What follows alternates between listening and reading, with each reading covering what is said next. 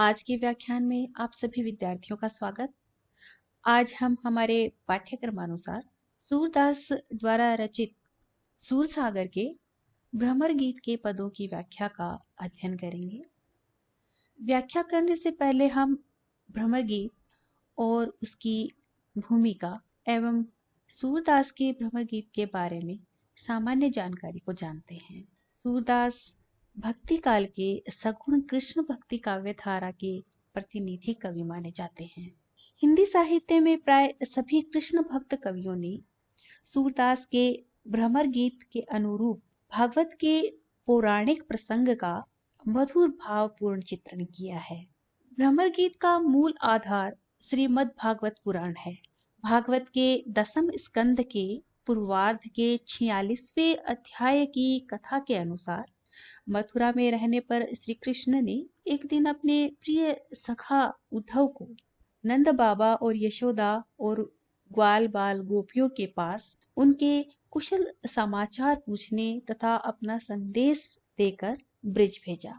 श्री कृष्ण का संदेश लेकर उद्धव संध्या काल को नंद गांव में पहुंचते हैं और नंद बाबा से मिलते हैं और नंद बाबा ने उनका हार्दिक स्वागत किया और वात्सल्य भाव से कृष्ण की बाल लीलाओं का स्मरण किया और उनकी कुशलता पूछी। उद्धव ने श्री कृष्ण और बलराम के शीघ्र आने की सूचना दे करके नंद बाबा को सांत्वना दी और श्री कृष्ण के ब्रह्मत्व का निरूपण भी किया।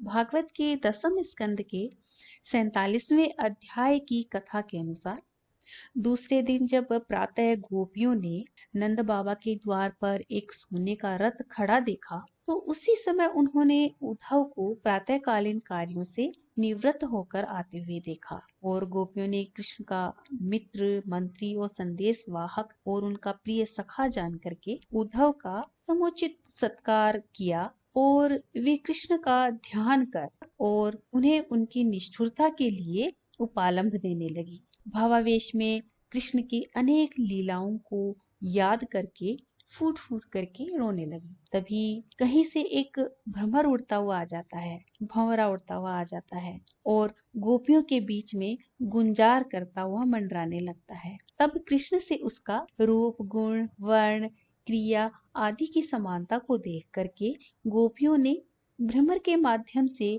कृष्ण और उद्धव दोनों को अनेक उपालंभ दिए। भागवत का यही प्रसंग हिंदी साहित्य में भ्रमर गीत नाम से प्रसिद्ध हुआ। सूरदास ने भागवत के भ्रमर गीत प्रसंग को लेकर युग दर्शन सापेक्ष विचार प्रस्तुत किए और भ्रमर प्रसंग के मूल रूप को सर्वथा एक नई भाव भूमि पर लाकर खड़ा कर दिया। सूर ने अपने भ्रमर गीत में जहाँ गोपियों की विरह वेदना का मार्मिक एवं भावपूर्ण चित्रण किया है, वहीं उन्होंने उद्धव के माध्यम से निर्गुण मतानुयायियों को पुष्टि मार्गीय प्रेमा भक्ति के सामने परास्त किया। सूर का उद्देश्य ज्ञान, योग और निर्गुण पर प्रेम, भक्ति और सगुण की विजय दिखाना रहा है। भ्रमर गीत में सूरदास ने उद्धव के द्वारा ज्ञान योग का संदेश देते ही गोपियों को उपालंभ देती हुई तथा अपने प्रिय कृष्ण की विविध लीलाओं का स्मरण करती हुई दिखाया है।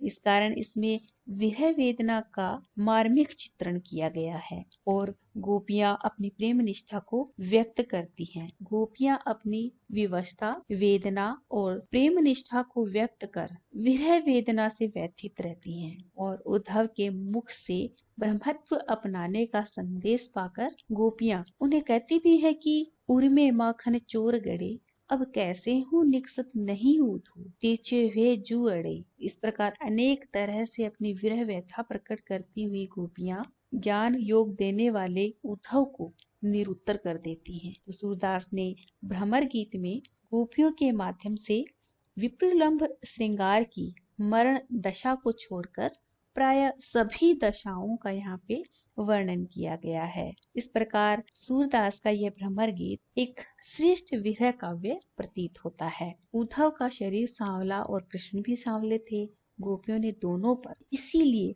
भ्रमर वृत्ति का आरोप किया। गोपियों की दृष्टि में जैसे भ्रमर पुष्पों पे मंडराता रहता है और उनका पुष्प पराग लेकर के अन्यत्र चला जाता है, और वैसा ही आचरण अपने प्रिय श्री कृष्ण ने किया। तो पहले गोपियों से भरपूर प्रेम किया और फिर वो मथुरा जाकर के सुख भोग और विलास में रम जाते हैं। उद्धव भी उन्हें ज्ञान योग तथा ब्रह्मत्व का उपदेश देता हुआ परम स्वार्थी व्यक्ति प्रतीत होता है। इस कारण गोपियों ने दोनों को लक्ष्य कर अनेक उपालंभ दिए और बहुत सारे व्यंग्य वचन कहे। सूरदास ने भ्रमर गीत में इन सभी का बड़ा ही सुंदर विन्यास किया है। गोपियां आवेश में आकर एक और उद्धव को नकली माल बेचने वाला कपटी व्यापारी बताने लगती हैं, तो दूसरी ओर काला आचरण करने वाला कह करके व्यंग्य करती हैं। इस प्रकार से अनेक ऐसे पद हैं जिनमें गोपियों को उपालंभ देते हुए और प्रिय की बेरुखी और उद्धव की ज्ञान भरी बातों को लेकर व्यंग्य करती हुई दिखाया गया है। वे एक और उद्धव को अपना हित साधने वाला भी बताती है और संदेशवाहक रूप में आने पर स्वयं को सौभाग्यशाली या बड़भागी भी मानती हैं। और दूसरी ओर वे कहती हैं कि पूतो मन माने की बात, अर्थात कि हम तो कृष्ण को प्रियतम मान चुकी हैं, उन्हें अब भ्रम कैसे मान सकती हैं। उद्धव को तो असत्य बोलने की आदत पड़ी हुई है, इसलिए वह हमें ज्ञान योग की बातें कहकर हमें और भी विरहित कर रहे हैं। इस प्रकार से हिंदी साहित्य में सूरदास का भ्रमर गीत अपना एक विशिष्ट महत्व रखता है। इसमें भागवत के एक लघु प्रसंग को बड़े ही भाव भंगिमा के साथ यहाँ पे उपस्थित किया गया है।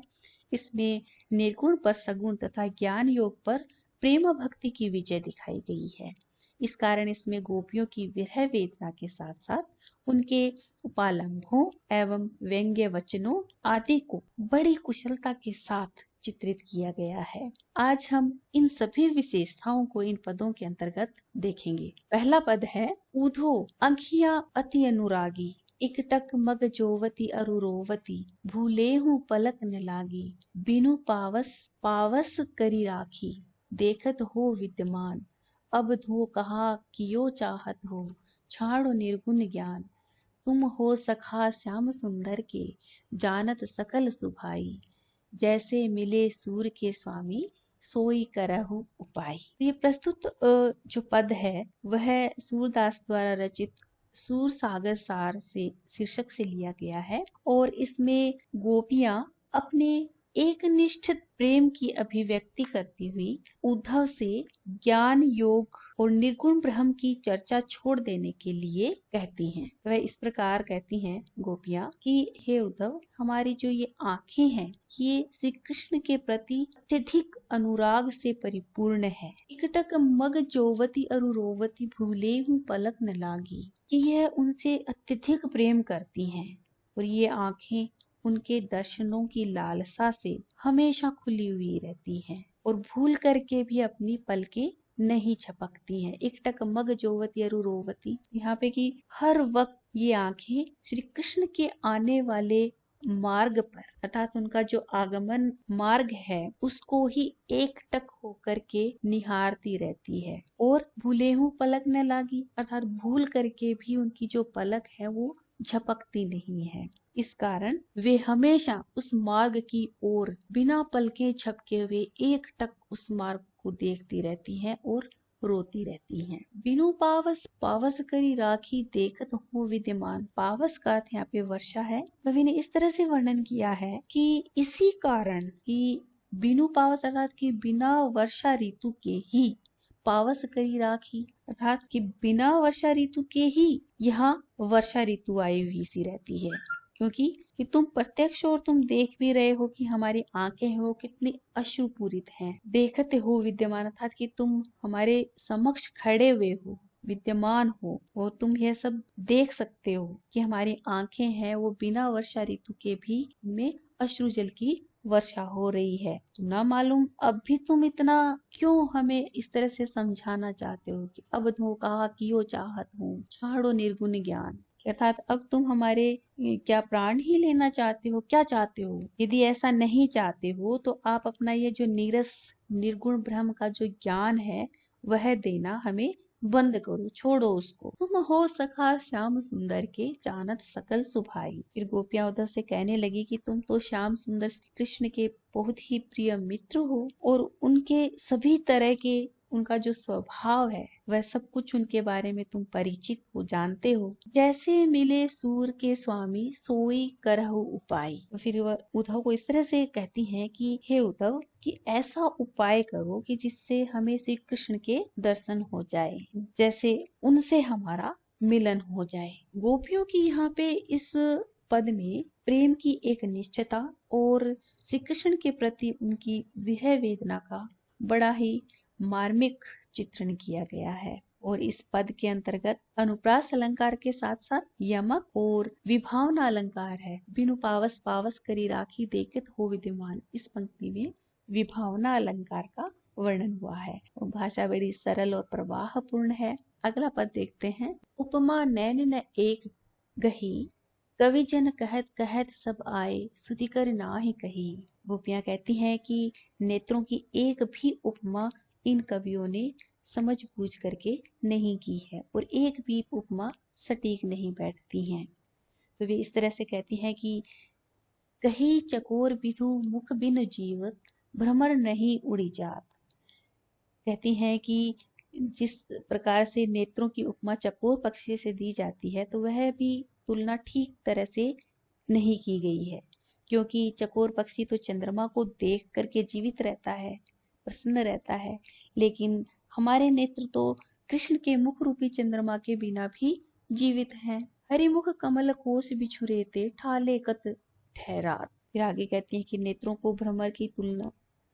की तुलना भ्रमर से की जाती है, लेकिन ये तो श्री कृष्ण के मुख रूपी चंद्रमा के बिना भी जीवित हैं और नेत्रों को भ्रमर बतलाना भी ठीक नहीं है। और भ्रमर तो कमल कोश में जाकर के बंद हो जाता है। हरि मुख कमल कोश बिचुरेते, ठाले कत ठहरात। लेकिन ये तो हमारे नेत्र हैं वो श्री कृष्ण के मुख रूपी कमल कोश से भी बिछुड़ कर यहाँ व्यर्थ ही जी रहे हैं, व्यर्थ में ही ठहरे हुए हैं। फिर आगे इस तरह से वर्णन किया है कि ऊथो बधिक व्याध हवे आए, मृग सम क्यों न पलात। मृग अर्थात हिरण, कि यहाँ पे हिरण के समान भी आंखों की उपमा दी जाती है, लेकिन कि हमारी आंखें तो ये मृग के समान भी नहीं है, क्योंकि ये मन को अच्छे लगने वाला जो खंजन पक्षी होता है, मनमोहक होता है, कि उसकी तरह भी ये बड़ी ही व्याकुल रहती हैं, क्योंकि ये तो कृष्ण के बिना व्याकुल ही नहीं है। कि जब कृष्ण नहीं है फिर भी ये व्याकुल नहीं है। तो पंख खोलकर तेजी से उड़कर जाने वाले खंजन पक्षी की तरह ये तो कृष्ण के पास भी नहीं जा सकती हैं।